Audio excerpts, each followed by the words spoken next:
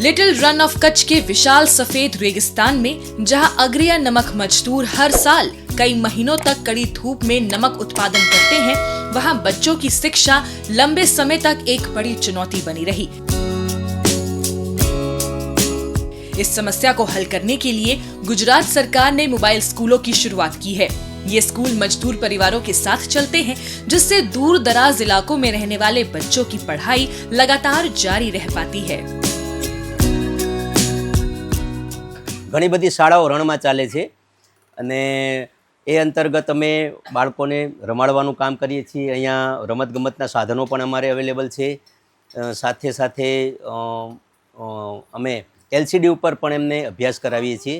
ખાસ કરીને એમનો બાળકોનો વિકાસ થાય અને ભણી ગણીને રણમાં રહેતા અગરિયાના બાળકો પણ આગળ વધે એ હેતુથી ગુજરાત સરકાર કામ કરી રહી છે। ઉપર સોલર પ્લાન છે, જેથી કરી બાળકોને ટીવીની અંદર પોતે પોતાના ટેકનોલોજી પ્રમાણે શિક્ષણ શીખી શકે છે અને સાથે સાથે અંદર પંખા લાઇટ પણ છે।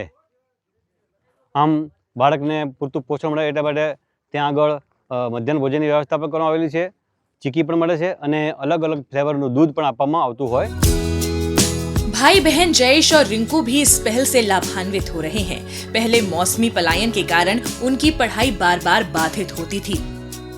अब उनके निवास स्थल के पास ही मोबाइल रणशाला कक्षाएं संचालित हो रही हैं, जिससे वे नमक के रेगिस्तान में रहते हुए भी पढ़ाई जारी रख पा रहे हैं।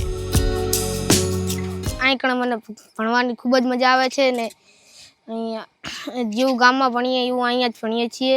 અમને રોજન મધ્યાહન ભોજન પણ મળે છે, રોજન ચીકી પણ મળે છે, નાસ્તો પણ રોજન મળે છે। હું ધોરણ 8માં ભણું છું। મને ભણવાની બહુ મજા આવે છે। અહીં રમવાનું સાધન પણ છે, જમવાનું પણ હોય છે, ચીકી આપે છે, दूध આપે છે। नमक के खेतों से लेकर स्कूल की किताबों तक लिटिल रन ऑफ कच्छ के बच्चे धीरे धीरे एक सुरक्षित भविष्य की ओर बढ़ रहे हैं। कठिन परिस्थितियों के बावजूद शिक्षा की ये निरंतरता उनके आत्मविश्वास को मजबूत कर रही है और आने वाली पीढ़ी के लिए नए अवसर तैयार कर रही है।